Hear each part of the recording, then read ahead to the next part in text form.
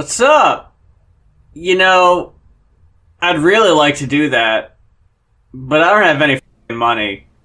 Like, I don't have any money. Hey, bitch, do you really, really, really want to go off? It's Rap Critic and Muse. Wow. We're going to the crib. We're stealing your stepfather's credit card, and we're gonna be taking your car and doing circles around the parking lot. RC! This guy said to me, like, hey, you know, we've been doing this show for so many episodes. You know what intro we haven't used? I'ma hit you with it. And he didn't tell me what he was doing. And he decided that the Kesha, not Kesha, the Proto-Kesha, Krayshawn. Yeah, exactly. Great value, Kesha. You know, it's funny. I saw a tweet that was about Natasha Benningfield. The Pocket Full of Sunshine, that girl? A Pocket Full of Sunshine, and also the, Release your inhibitions. Oh, yeah, right now. Yeah, the rest is still unwritten. I got to thinking, I was like, what the fuck would you call that genre of, like, Natasha Benningfield? I don't know. Katie Tunstall? Duffy? It's gotta be pop something, right? Like... It's like coffee house pop. Yeah, like sophisticated pop. Oh my god, Sophistapop. Right? It's technically the updated version of that, wouldn't it? I guess, yeah. I mean, honestly, really, at the end of the day, it's pop for soundtracks. Like, yeah, you're so right. This is like serious pop music. It's like when I did a video on Bowling for Soup back in the day and was talking about how their brand of pop rock was like tailor-made to be on movie You're soundtracks. So right. Yeah, on Not Another Teen Movie, such and such soundtrack, yeah. Yeah, a video I was thinking about making. Best She Doesn't Know What She's Missing pop rock songs. Because, so God. Right. Oh, she's just the flavor of the weekend. I'm just a teenage dirtbag. and what was the other one? She's so high. Oh, God. Tal Bachman. When I look at her, she looks at me, gonna dig in a bed, can't me. Songs that you can't sing not in a mocking tone. Yeah, like you're either so like unabashedly about that emotion at that moment, or you're making fun of it. Like there's no, you know what I mean? Like I just experienced that and I'm 13 and this feels deep to me. Or you're like, oh God, I can't believe someone would actually just like say that, you know? I mean, sure, there absolutely was a time that I would unironically sing Simple Plan songs and feel that emotion. Oh, right, you're feeling, I'm all alone tonight. I'm just a kid and life is a nightmare. That is so, like, exactly Life is a 13. nightmare. Holy shit. White kid in the suburbs, life's a goddamn nightmare for him. I'm just a kid, life is a nightmare. Why? Because I haven't been invited to the parties I wanted to go to. It's not like... Are you fucking kidding me? Yeah, it's not like there's no fucking lights on, you know. Got no food to eat tonight. No, the fridge is stocked. I just couldn't call anyone to, you know, come over and play the N64 with me. Like, I woke up, it was 7. I waited till 11 just to figure out that no one would call. I think I've got a lot of friends, but I don't hear from them. What's another night all alone when you're spending every day on your own? And here it goes. I'm just... I love that lyric. I love the way it, like, you know, again, very immature, but just the way it, like, leads into it, because it so sounds like the, oh God, I'm so sad and I'm gonna cry. Here it goes. Get the Kleenex. Here it goes. Oh my God, so you just said gangway, and the boys go off once again. You just said gangway, and that just, like, specifically made me think of Shaggy from Scooby-Doo, and how, like, for me as a kid growing up, I always thought, like, that was more his catchphrase than Zoinks. Because gangway! Yeah, right. It's like he's always running away and is always telling people to get out of the way. It was like, gangway! But it was always kind of funny because it's like, it's not like he's like out of the way. He's saying like gangway, which I know is like also the phrase, but it's just kind of funny because, in the 60s people would say like, and they would say it on the show too, hey gang, let's go hang out and do this. So just the weirdest was him saying gangway. It just always threw me off a little bit, you know what I mean? I don't think anyone was going to be rocking a gangway shirt over a Zoinks shirt, though. Is the Right, thing. yeah, true. Now that just about every Hanna-Barbera property is going to be in the new Space Jam. I saw the trailer, and I was like, oh, they're showing, who is it? LeBron James or something like that, right? Like, King James, of course. Hey, guys, look at me. This is actually happening, I guess, I'm just as shocked as you are. Right? You see the Bugs Bunny characters are like, what do you call it? Looney Tunes characters. The Looney Tunes, yeah. I just want, the Bugs Bunny gang. No, you see the Looney Tunes characters. Bugs Bunny and friends. Yeah, you see the Looney Tunes characters like hanging out and they're like, oh, hey, look at us, we're animated. And then, and then like you see Bugs Bunny's hand like turns into like the 3D-ification. And it's just like, I feel like this isn't as cool as they think this is. Like maybe like 13 years ago, this would have been cool. I mean, I had a lot of questions leading up to the eventual trailer about, what the plot was going to be, if they were still going to stick with King James. But one answer I did get from the trailer, and now I could rest easy. Yes, Jabberjaw is in Space Jam 2. What exactly do they think they're doing with this? Like, do they think they're trying to Ready Player One this shit? Like, it's literally any property they had, they're cramming it into it. Yeah, for recognizability points. It's the Wreck-It Ralph, it's the Ready Player One. Because didn't you see Iron Giant in the trailer immediately? And I was like, Ready Player One literally did that one. They literally did, and it was just as awkward when they did it too. The Iron Giant's here to kick ass. It's like, oh, you immediately didn't get that movie. You were just using this because of the property. You know what I mean? The Looney Tunes were barely being used to their best in the first movie anyway. But all right, you have like a certain squad that you recognize, right? The Bugs, the Tweety, the Sylvester, Yosemite. You know what I'm saying? Like, you have these guys that are there, and then you're gonna expand it and make it even big. Well, what are we gonna have? Like a Final Four matches or some shit? Like, it's gonna be like, all right, this team faces that monster, this team faces that monster. Like, what? How much bigger are you really gonna do a basketball game again? Like, it's the, what is it? The serververse, when everything opens up and all the different IPs can everybody gives a shit about this basketball game? Like, I can't miss this. Yeah, like... I don't believe it. I don't believe Alex and the Droogs from Clockwork Orange give a shit who's gonna take the win on this one. Yeah. Why would they care? And it's like, what are they even doing? Because, like I said, you like the Looney Tunes for the Looney Tunes. I have never in my life said, I'm having fun with the Looney Tunes, but hey, where's Fred Flintstone at? Can he come through? Like, no. Oh, God.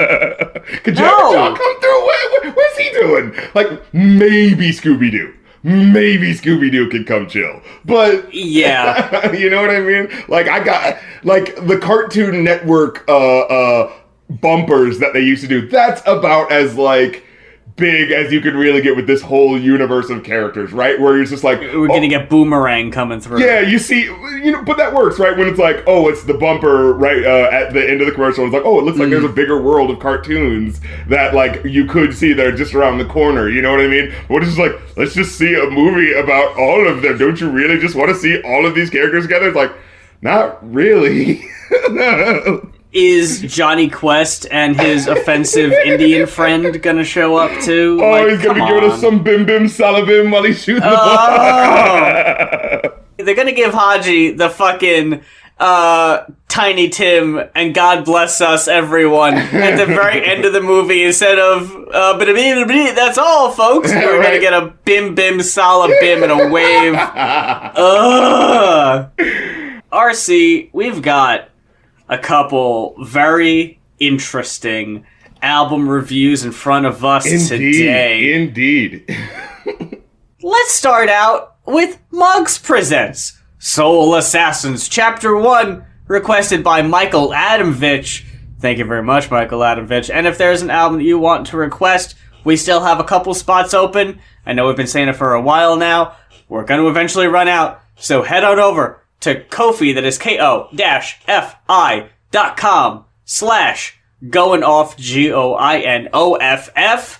DJ Muggs is come to play, and he has brought quite the bevy of all-star celebrity friends with him. The stars are out tonight!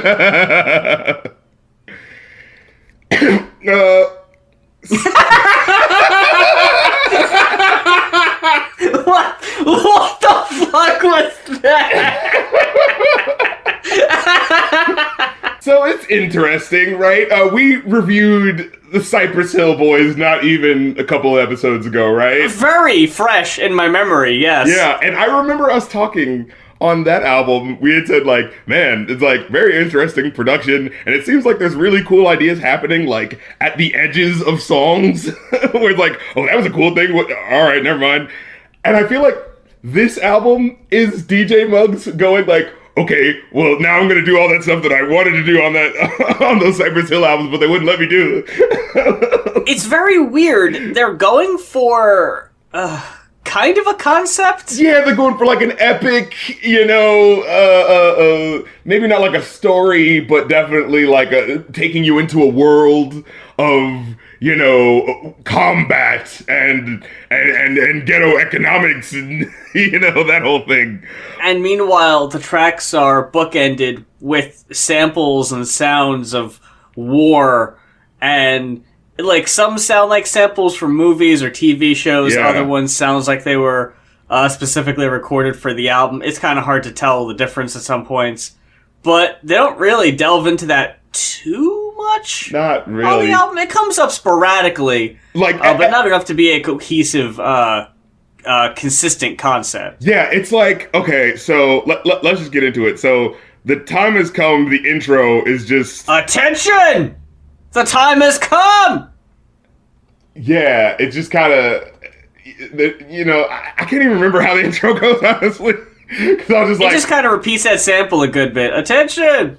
The time has come. Yeah, just like, so attention. Anyways, let's get to that next song. For what, exactly? Like, I don't know what I'm looking at yet. And then, like, okay, so we have Dr. Dre and Be Real. And this is, Dr. Dre right before Eminem and, the second Dr. Dre, well, I guess like the fucking third one, honestly, Oh, yeah, third wave Dr. Dre. Yeah, because like the first one would be like late 80s with NWA, and then the second one would be like when he's on his own with like Tupac. And then like the third one is like, when he gets Eminem and gets the Chronic, 99 2001 album. See, I'm not going to let you just skip on past the world-class Wrecking Crew like that. Oh, that's the Trial Zero version. Oh, yeah, that's like akin to the Infinite Eminem. Yeah, right, that's the proto. It's technically there, but it's optional if you want to address it or not. Yeah. I feel like DJ Muggs is one of the only DJs that has a watermark that actually sounds like integrated into the song in a natural way, Because it just kind of sounds in the background, and like adds to the effect, just assassin, like that's pretty cool. But yeah, getting into the Puppet Master. So the intro of this track, like at least the first minute of it, is like ice cream music. It's ice cream music and like a carnival barker. And I'm sure it's supposed to be like that ironic, like, ooh, happy music happening while someone's saying stuff that's really dark. But it just goes on slightly too long and doesn't really work. Yep. Because after a certain point, he's just doing like extended like laughing for a long time. He's going, and he's he's like, this isn't working the way you're thinking it's working. It's funny, I had the exact same response. I wrote down, this is going on for too long, parentheses, 30 seconds. That's not a long time, but trust me when I say, it felt like way too long.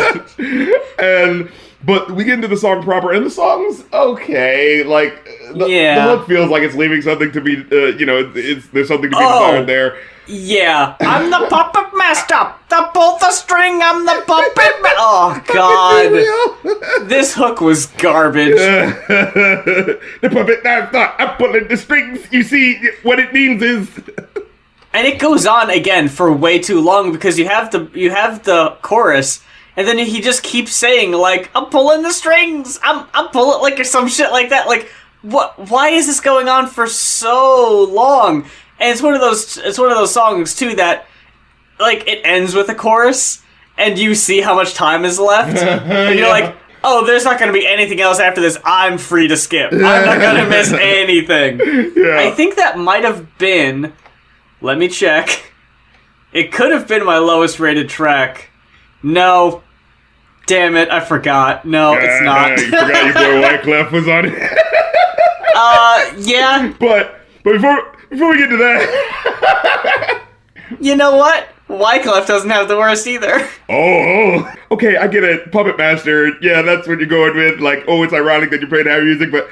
I'm sorry, puppets aren't really that scary. Like, I feel like horror movies want us to believe puppets are scary, but, like, it's more of like I guess this would be scary if it was happening to you, but not, like, in concept is, like, a small person moving around. Like, it's just not scary, you know? I'm not sure exactly what they're going for, because... Well, I mean, they're saying Puppet Master, right? Like, that's in relation to, like, that movie, isn't it? They make it sound like they're the puppet masters... Yeah. But, like, I don't think there's actually any puppets. Yeah, who are they manipulating? Yeah. I was struggling to get what they were talking about, like, what motif they were really going for here, because there's a few songs on here that are critical of, other rappers, and I thought, like, they were trying to make it sound like other rappers are the puppets, and they're the ones with the strings, or something about the puppet master maybe being the record execs, or the record label, and the rappers are merely the puppets doing their... I don't know. It seemed like they were on two entirely different wavelengths, Dre and Be Real. Yes. Like, Dre started out pretty good. I thought his verse was fine. And then you get Be Real just talking about smoking pot, basically, and, like, that's about it. I'm gonna blow pot all over the world. Yeah, I don't know what the fuck it was. It's like, open your mouth, I'm gonna blow the smoke. It's like, what's that do? What are you talking about? And then, I did like Dr. Dre's line, though, where he said, accept no limitations. Dre losing his stack is slim as chances of Michael Jackson getting his black fans back. I was like, oh. And was that the point of the album where you hear like a hee? Or was that later? I don't remember that. I vaguely remember someone referencing Michael Jackson, and you hear a quick hee. I forget when that was. I thought Decisions was an interesting track. I thought it was a step up from the last one. Yes. I mean, I like Goody Mob in general, just because, like, their lyrics are so, like, that in your face, like, you can feel the words as they're saying them, you know what I mean? Yeah. Especially with, I think it's Cujo Goody, who has, like, the more free-form sort of flowing rhymes. And it, like, really hits you with what he's saying, you know what I mean? At least for me. I would say more awkward than free-flowing, because it feels a little disjointed for me. I get you on that. Like, he's, like, mystical for, like, what was that one Outkast song that Mystical did with them? Oh, yeah. And it was like, I hear that he's, like, doing something interesting with the flow, but it's like, it sometimes just doesn't fit with what's happening in the beat, you know? Big Gip has a pretty solid verse. It's pretty laid back. But Cujo, I felt, was, like, more meandering, because his verse was a little bit longer. Yeah, and not until, like, the end did I feel like he really got to a point. Yeah, like, he's saying interesting stuff, but it's so weirdly scattershot. Like, you know, when he says that, yeah, you're right, like, at the end, like, Joe is under gag order, but we talking outside the courtroom, shooting birds at the judges, fuck Texaco employees shouting racial slurs, destroying documents and complaints from black workers. I'm like, oh, what did that happen? That feels like it's important that was brought up, but what did that have to do with what was happening before? You know, it's like that kind of thing. And was there rhyme in there anywhere? Between, like, order and workers? But that's like 4 lines apart. Like, I don't know. I was like, okay, whatever. Like, I know you're going for a point, and that's more important, I guess, but it felt like he was just saying shit, like, spitting it. It was just like, alright. And not until then did he really get my attention. I will say that I did really enjoy CeeLo's verse. Like, with just how it flowed on, and then, like, the beat kind of drops off where it feels like it's the end, and then it's like, no, I'm not done, I'm still talking about what's going on in your life.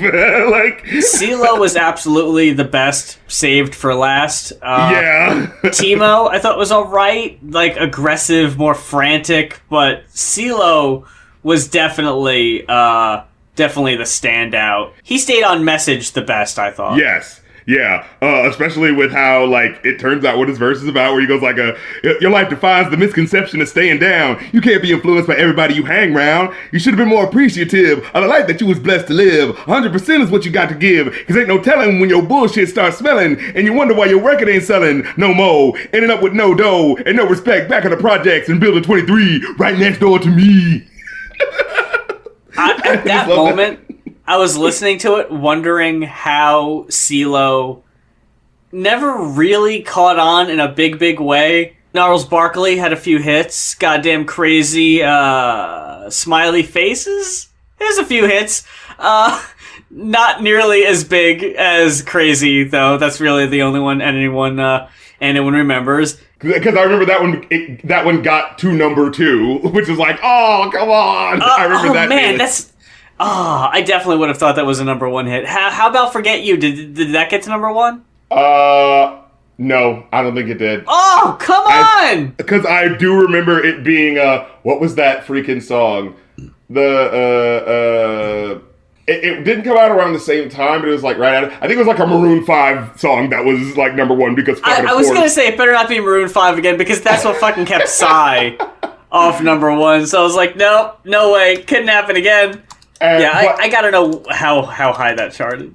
But I remember someone else complaining afterwards because they were like, oh, the reason why it couldn't get as high is because there was cursing on it. But then, like, that other song by, like, Enrique Iglesias, which was like, yeah, excuse me, I don't mean to be rude, but tonight I'm fucking you. And, like, that got to go to number 1. It's like, this is bullshit. Yeah, I mean, it got, like, it had to Forget You. That's good enough, right? It's like, come on. I tried. It was number 2. Yep. It got to number 2. Are you fucking kidding me? But look, it's higher than I would have assumed he would have gotten back in the days when he was just doing, those first couple solo albums with the I'll Be Around, Oh, yeah. He'll be around the top 40. Never all the way at the top, but he'll be around. He'll be hovering. Yeah. Third World, though, is where this fucking album really picks up, I thought. Yes, okay. I think this is the best track on the album. I agree with you, but I will give the caveat that the intro is like a fucking minute long. Yeah, that did not need to be there. That's the thing. What's happening? Especially because I'm not really understanding what the theme you're going for here is. No! These intros are so long, and then they just fade out like they're not even really part of the song. Yeah, it's not like it's like because sometimes songs are like that, right? Like you'll hear something that kind of like starts off, but then it kind of like transitions into something else, but it never does. It feels like this is supposed to be the beat, and then they just kind of stopped and moved to another one. I was like, well, what was the point? Because I was liking that. It's basically a skit, but they just included it at the beginning of a track. Yeah. It's like, no, let me skip it if I want, because I don't care that much. Right. But you're forcing me to listen to it, and it has no bearing, really, on the rest of the album. Yeah, like, in context of maybe if I'm just listening to the whole album, maybe I can enjoy it. But if it's just, like, coming across this track, like, out in the wild, it'd be like, why the fuck? What's taking so long? I would have been so fucking confused. Yeah. And especially, like, RZA has... okay, so RZA has definitely the marble mouth, very going fast flow, but this is the place where I feel like it worked the best. Because, like, he starts off sounding smooth, and then it, like, slides into that very, like, staccato type of flow, but it feels relevant because, like, he's starting to talk about, like, going to war and all this sorts of intricate shit where it's just like, oh, fuck, wait, this does sound like we're in the middle of, like, enemy combat, so, like, this flow sounds like it's, moving all over the place so as not to be detected, like...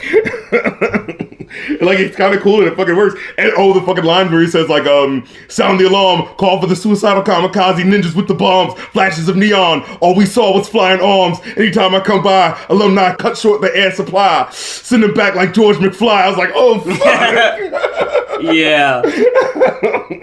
Call my second private, tell him to write this important message to Cyprus. I heard Yakuza assisted on the island with Titus, and they just released a new deadly virus to infiltrate the western states. It's time to pump out more rap tapes and use the Wu-Tang symbol to communicate. Riz over and out. And it's like, and it actually sounds like there's like, you know, a fading out, like stuff is going on in the background. And then as it goes into the next track, you hear like what sounds like, you know, men in the middle of war in a bunker, and like they're getting like the special communicated message, like, oh, you know, communique just came in from the east, you know what I mean? And they like literally repeat the lyrics that he just said. So they're like, call my second private, tell him to write the, you know, so they're like, here's what's happening and here's what's going. Okay, they're gonna use the Wu-Tang symbol to communicate. Let's go. And I was like, holy fuck, it sounds like are we in a movie right now? Is this just happening? And then this was the slickest transition. And yes. Again, that had the most bearing on the plot they were going for. Because then, yeah, we just go straight from that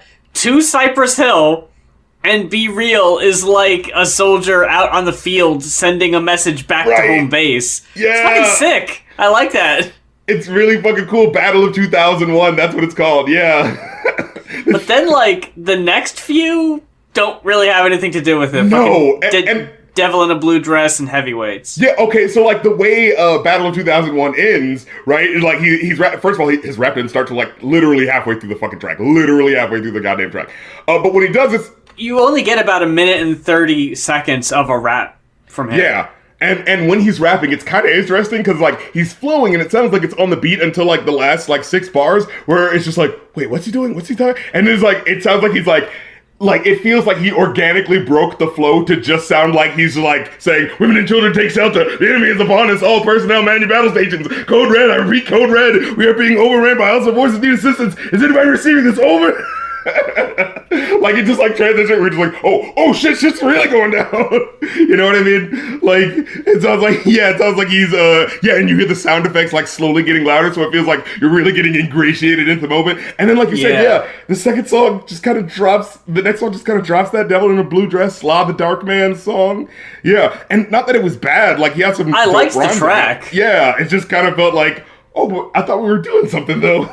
Yeah, what happened? Yeah. I was watching that. Right. It feels like someone changed the channel when a movie was getting really interesting. It's like, hey, wait. Well, what's going on over there?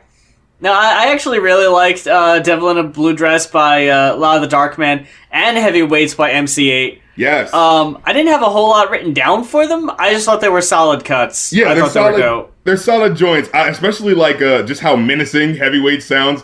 Yeah. Somehow the phone going off in the background during the chorus adds to the menacing nature of it. I don't know how. Oh, yeah. That's right. Yeah. Oh, and I did love the intro for this one because it sounds like an old like 40s gangster movie. They're talking about the music that's about to play, but you know, within the context of what the sample is. So you're hearing someone who sounds like a very suspicious gangster. He's like, come over here and sit down and turn on that radio so we can all relax and listen to the music and not make any wrong moves. Yeah. You know, I fucking love that, you know? Okay, so then we get Move Ahead by KRS-ONE.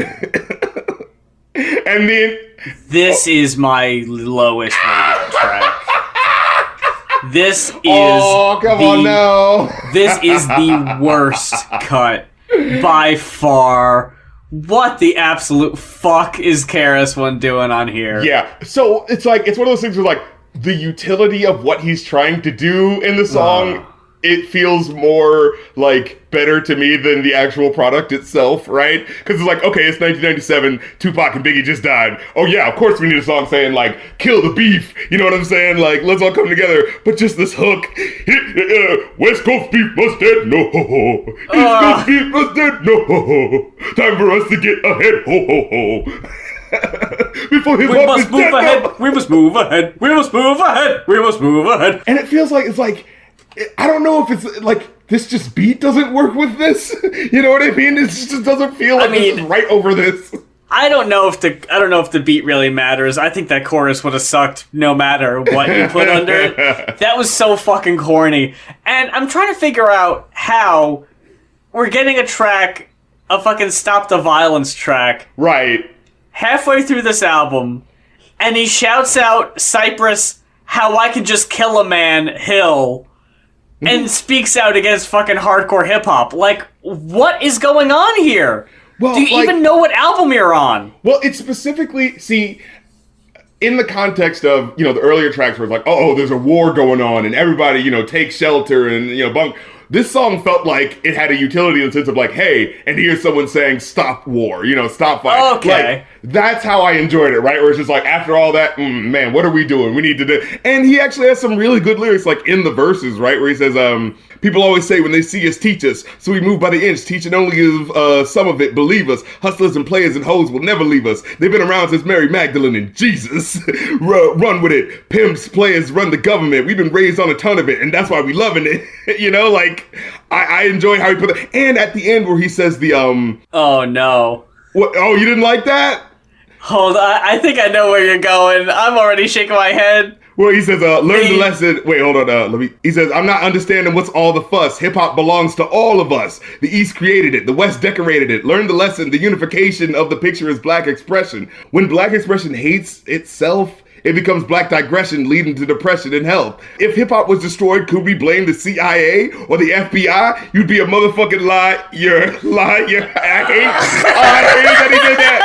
I hated that he did that. I was waiting for it. Liar, pants on fire. There's like conspiracy theories are contrite, or we keep them on the shelf. We've got no one to.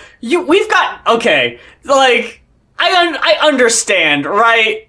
But I think that's given outside influences a bit of a pass. Credit, yeah. I get what you're saying.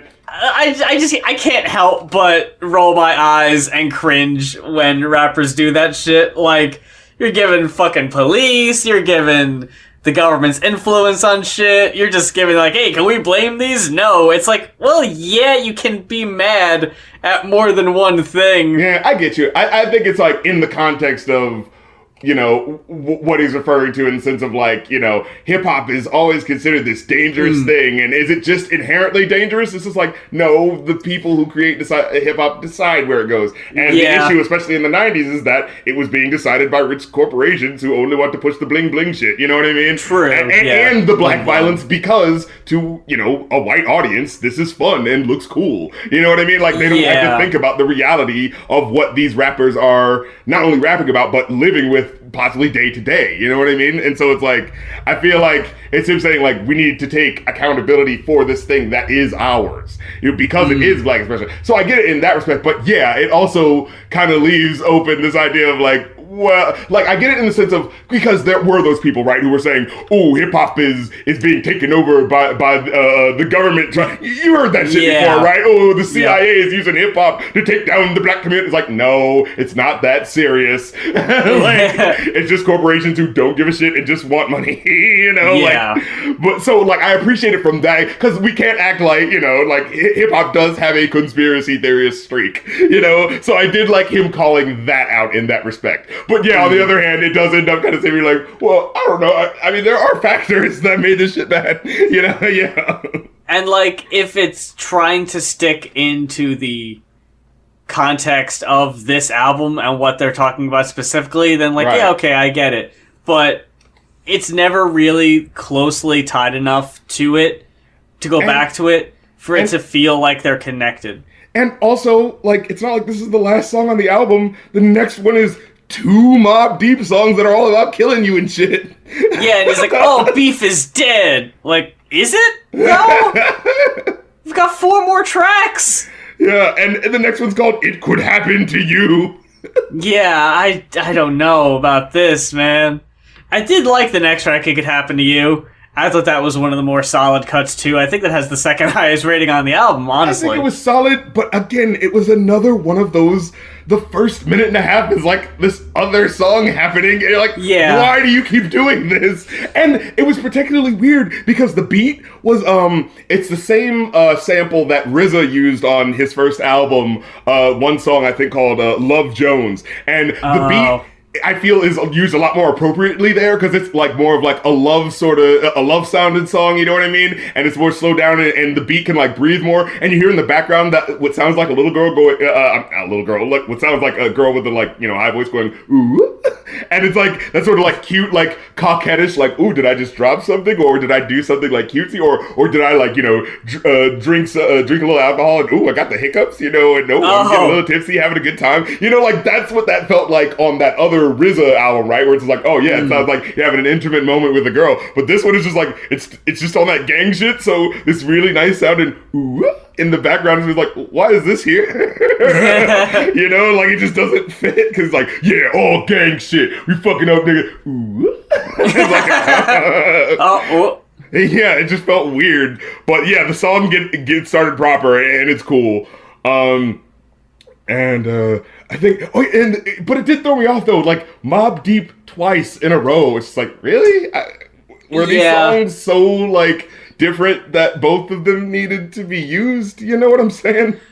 I mean, I did still give both tracks pretty high ratings, so I really wasn't complaining. Like, I thought it was fine. But yeah, it does, like, I don't know. It's weird. Like, I like the quality of a lot of the tracks on the album. I think I might have wanted a bit more variety in tone. Yeah, definitely. Because a lot of the tracks do end up kind of sounding samey.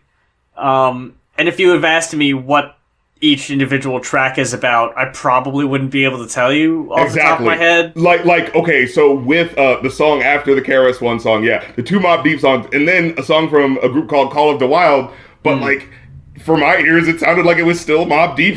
You know what I mean? Right, yeah, I wouldn't really be able to tell the difference. Yeah, because it was called like New York Undercover, and you know, it sounds like the beat sounds like it's taking place with something like traveling swiftly underground, like a subway, you know what I mean? Like, and like the way they're rapping is like, oh yeah, this definitely sounds like a Mobb Deep song, like rapping about how New York life is dangerous and stay out of the ghetto.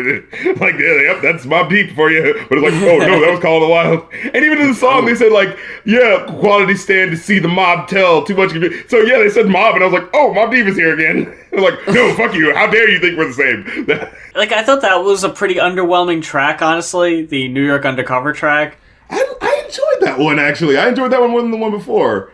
Oh, really? Yeah, I think I just liked how the music and the lyrics put me into it. You know, when he says like this, you know, we're underground and under lock and tunnels, like that hook like felt like it put me in that moment. You know what I mean? More than I felt like the track before really did. You know. But I think we can both agree that they couldn't have picked a worse song to end the album with than John 3:16 by Wyclef Jean. What the fuck is this doing here? Holy shit. Wyclef Jean, he's right off of the Fugees. Yeah, Fugees is 96. So this is the next year. You know, he's like, all right, I'm trying to set this off with my solo rap career. Yo, does anyone want to hear me do my boring ass guitar solos? Hey kids, gather around. It's DJ Muggs with Wyclef, and I got a story. It was so weirdly like, why is he talking like that? No. Like it's a Sesame Street song or something. It was weird as hell. Yeah. I wasn't feeling this one. Like, I guess they were trying to go for like, oh, after all that hardcore shit, here's a little bit of a lighter tone, but it was just like, what is happening? This is supposed to be the inspirational rap song at the end to bring us all together. What do you mean, John 3:16? For God so loved the world, every man packs an M16, says the boy to the fiend. What do you mean? Huh? What do you mean? That chorus was so fucking whack. Oh, so up its own ass with how it thought he fucking thought he was flipping a buried treasure on him. What do you mean, John 3:16? For God so loved the world, every man packs an M16. Yeah, it's rhyming 16 with 16. Very clever. Yeah.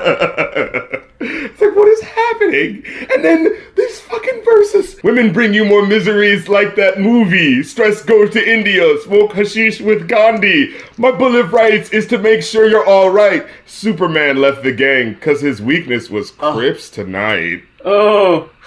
Oh, the face palm. Oh, let me water this face palm I got over here. Oh, Crips tonight. And so storyteller, what's the moral of the story? Live reality and don't get caught up in your fantasy.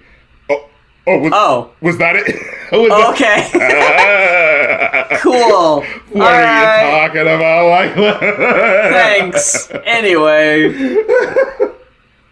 I don't know what the fuck he was going on about in that one. I overall, I give this, despite how much I'm clowning on that last song, which leaves the most bad taste in your mouth, I think I give it a 3.5. I got a 3. Yeah, I think there's enough solid material on here where it's just like, oh yeah, you can, do some cherry picking on your favorites. It's not so bad where you'd be like, oh god, why'd I waste my time with this? But yeah, it definitely doesn't live up to its promise of what it feels like it's going to, especially in the middle where you're hearing some cool shit happening, like, oh, is there a story happening? What? And it's like, oh never mind, Moving on to our second review, we have got Natural Born Loser by Nicole Dollanganger, requested by Jojo. Thank you, Jojo. Jojo sent me a message warning me about some of the content of the album, rather. And at the time, I was like, yeah, okay, cool. Thank you. I really do appreciate that, because I think I'd recently said something on the show about, being taken off guard by either a super depressing album or a homophobic album or something like that. And I like to know what I'm getting myself into so I can, just be ready for it and make the album. Gird your loins. Yeah, just make it an easier listen. And that was a while ago, so I'd completely forgotten that message.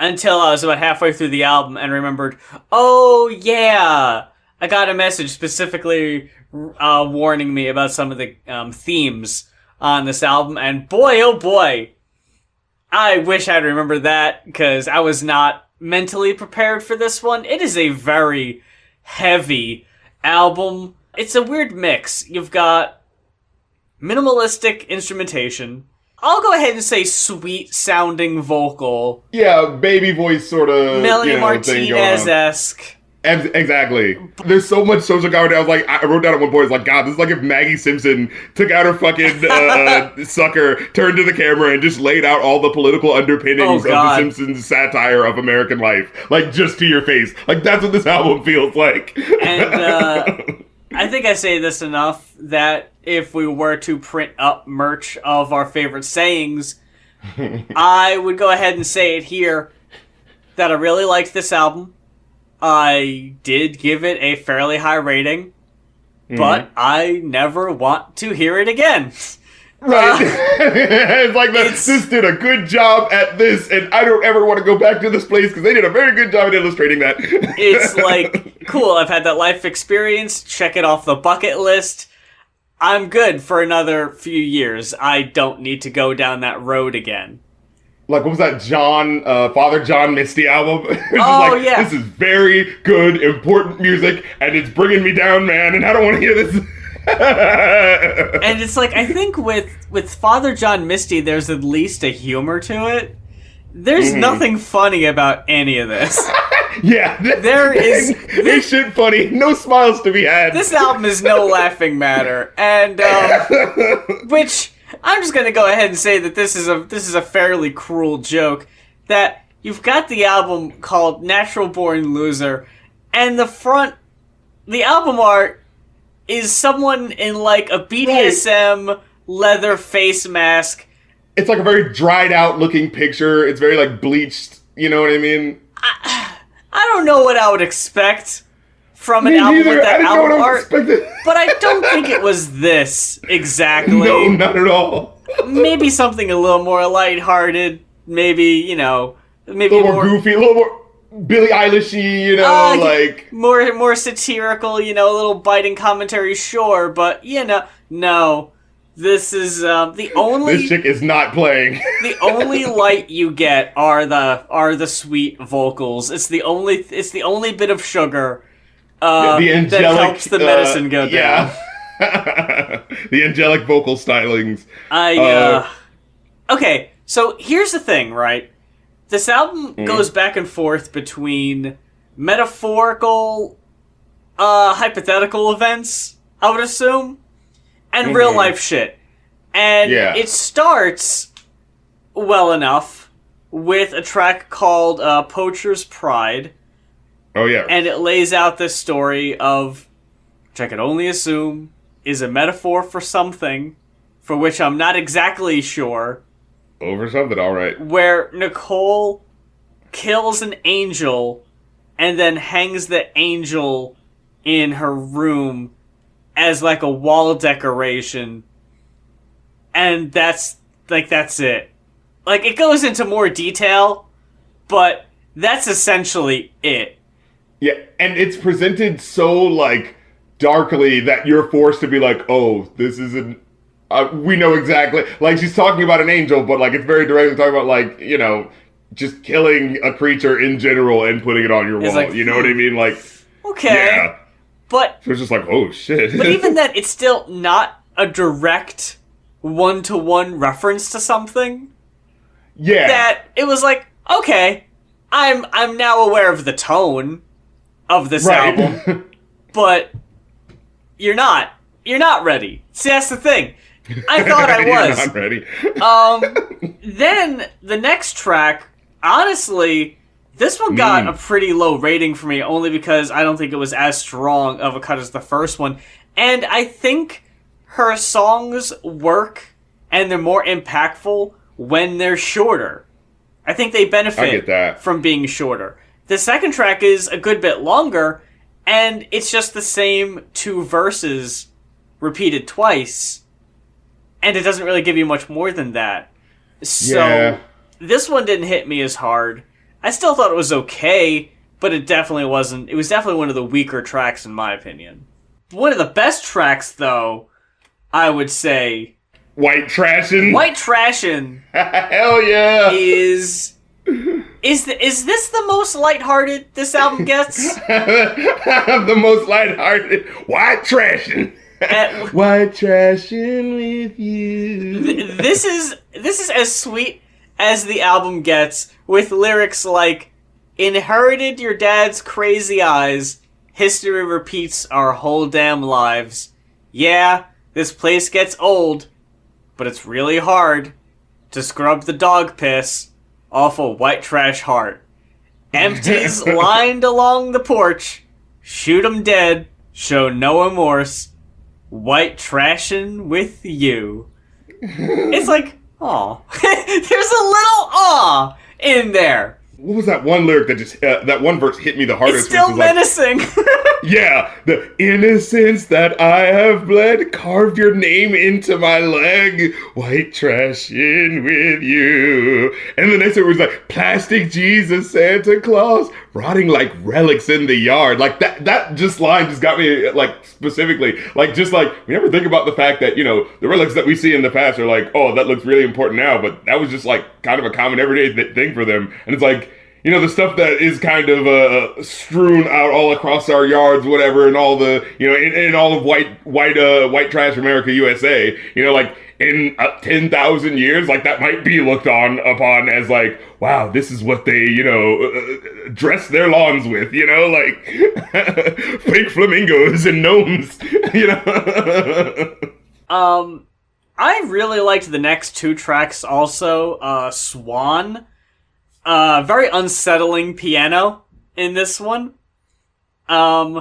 With lyrics like, he raised my hands in the backyard.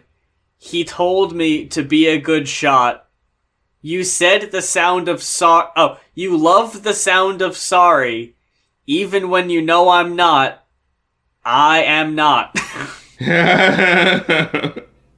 What's that one lyric where, and it's like, you hear music, like, building in the background, this very, like, staticky, like, stuff happening that's starting to build as she's saying this lyrics, where he's like, in the holy land of broken homes, you still pretend that you don't know that I took it out back and I snapped its neck just like a wishbone and let it die. It's just like, and like, as the music's building, it just adds to the creepy nature of it. For as much as I'm being like, I don't want to hear this again. There were definitely points to this album where I was the fucking Lisa Simpson meme, getting that cup of coffee. You know the one? Yeah, I get you. I can't deny it, man. A lot of this did hit a lot of the right notes for me. I wasn't a big fan of the singing. I would have liked a different vocal style personally, but I think it fit, and I think it made for an interesting juxtaposition. And if y'all have heard our Mountain Goats reviews, that I love juxtaposition of vocals or music and the lyrics. If it's like, again, another meme, the all-black house next to the pastel-colored house, and it's like the music and the lyrics, where... Yeah, it's right. Like the music can be super peppy and upbeat, and then the song is about, like, a crumbling family or a brewing hatred. And it's like, nah, man, I love that shit so much. That's absolutely my shit. In this land, though, fucking hell. Oh, man, this is the one where it gets even more staticky. You hear the kick in the background as the beat builds. Oh, that one fucking lyric is like... A starving animal will always feed. God as his witness, he'll smile as he watches her bones slide between its teeth. And you hear, like, the beat building. I was just like, just, like, put you right in that, like, squicky area. It's got this loud, banging drum beat that it's very effective in how it just slams in the background. But then, as the song ends, that banging just keeps happening. Yeah. Even as all the other instruments drop out, it's still bang! Bang! It's like, oh! It makes it feel even more ominous the more it happens. You're just like, what is this building to? So this was a song that, God, really wish I didn't, but I went ahead and read along the Genius notes. So, some songs are, like I said, about hypothetical scenarios. This one happens to be about two very real stories.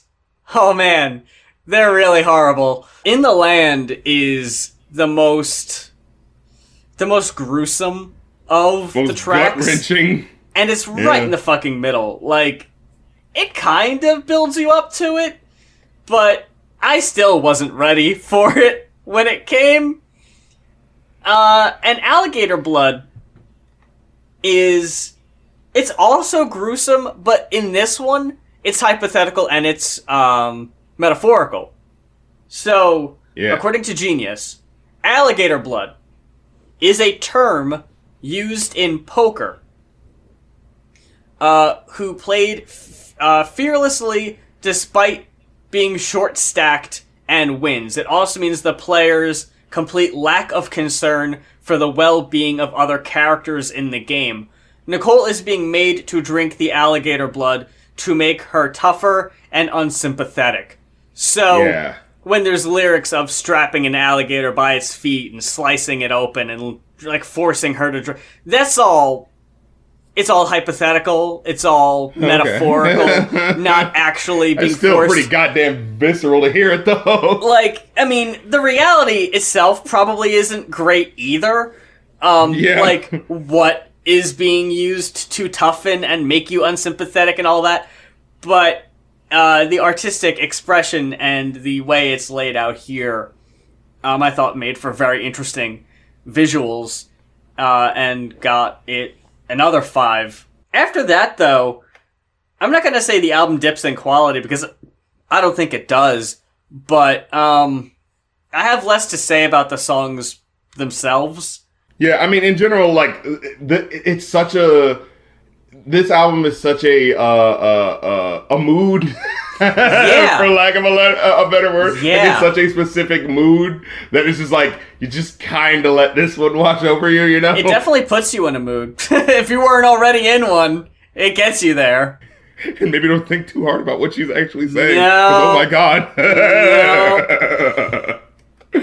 No. Oh man. Oh, but like you said, it has such an aesthetic to it that's so interesting. There's one song later on that's not like an actual song; it's just a skit, but it's so weird in the way it functions because it's like you hear some music and then it's just like someone talking, obviously from like an after school special or some shit like that. I think it's called A Marvelous Persona. Yeah, that was the one. And I looked it up. I was like, what the fuck is this? And it's like, it's from like some Hanna-Barbera TV special from like the 80s or something like that. Yeah. But I guess they sampled it because, like, you know, the lyrics at that point sound very, I mean, the words that they're saying at that point sound very like, you know, something desperate is happening and someone's being left behind. You know what I mean? So, like, I get what she's doing while she's doing it, right? The title of it is A Marvelous Persona, which, as I looked it up on Genius, they said it's from a character in the movie Gummo says it, a Harmony Korine movie. Gummo is one of those things that, like, I always remember hearing people talk about it, but, like, just not knowing what it is. And it's like, this feels like one of those, like, I'm sure I'll, like, respect it if I watch it, but this probably seems like one of those pretentious, boring art house films. And then I saw, like, 2 clips from it, and I was, like, immediately, like, rended by it. Like, it was just sort of like, oh my god, this is so fascinating. Like, it's like, it's meandering and not going anywhere, and like, it doesn't have like a plot, but it's so just like trying to put you in a moment of these like white trash people's lives and like telling you like the reality of what their situation is. It's like, it's kind of fascinating. Like, there was 2 scenes I saw where it was just like 2 guys driving down a really wide road down this small town, and it's just like there's nothing important happening, but this just feels like such a moment that is like reaching in and being like, remember how this felt when you were a kid? You know what I mean? Like, it's just so capturing that in this strange way. And that's the scene where he talks about his friend having the mysterious persona. And then there's another scene where it's like these 2 brothers, they just start fighting, and it's not really like, they're not mad at each other, it's just kind of like, you know, 2 rough and tumble brothers, it's just what they do. But it just gets like, at a certain point, it just gets, the punches just get a little too hard and a little too harsh. Like, they're just doing these body blows and head blows. I'm just like, whoa, even if you were like a brother, you wouldn't be playing hard. But like, there's still that sense of like, but these are still 2 people in a situation where they have a kinship and they actually like care about each other. But, you know, they were raised messed up. So of course this is like, this sense of hyperviolence is just normalized to them. You know what I mean? And so it's just like, you see them beating each other up and fighting, and it goes on for just like slightly longer than you think it should. And then right afterwards it's just like, so anyway, you making dinner or what? You like, it's just like, it's just like, that's the dynamic, and it seems so unhealthy, but like, that's life for some people, you know? And that's what felt like so illustrative of, you know, what this album is doing. You know, it's just like, here's this dirty picture, and this is life for some people, you know? And then, I mean, for me, it doesn't end on the most powerful note. It is a track that she wrote for her at the time boyfriend who was in jail. So I imagine for her, it was a more important track. For me, it wasn't. It was probably the least effective track overall. I just caught "You're So Cool." You're so cool. Like, I thought it was being more ironic, but now that you're saying, like, no, it's actually about my cool boyfriend. He's like, really cool. You guys, it's like, well, the super heady artistic mask is kind of dropping now. If it's just like, my cool boyfriend's in jail. Yeah. You know? Overall, I ended up giving this album a 4. How about you? I'd give it the 4, as well. Really? I agree with you in the sense that, you know, like you said, you know, you can say it is a bit one note, right? Like, you know, some of the tracks, feel like they're not like standing out from necessarily the others in the sense of like, these are all slow tracks. Like, there's no upbeat track here, you know? So I get it in that respect, how it might, you know, functionally turn people off from that, you know, idea, right? It's like, oh, we're never picking up the tempo, like, you know what I mean? Yeah. But I feel like artistically what she's doing is so interesting that like I can't necessarily completely down it, but at the same time, like, I can't act like I'm not noticing that, you know what I mean? Yeah. I didn't quote nearly enough, but these are some of the best written lyrics on a like non-rap album we've reviewed for me in a while. Like, some very striking, very good at painting the picture, even if it's not exactly one for one what it's supposed to be. Just still, like, really putting those pictures in your head for better or worse. Yeah. But that about wraps it up for this week's episode of Going Off. Thank you very much for hanging out with us for a while. And thank you if you were one of the folks that requested an album that we reviewed this week.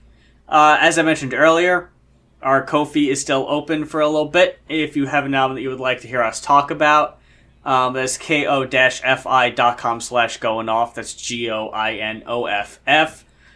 We got all of our old episodes in the backlog. SoundCloud, Spotify, iTunes, YouTube, one of those.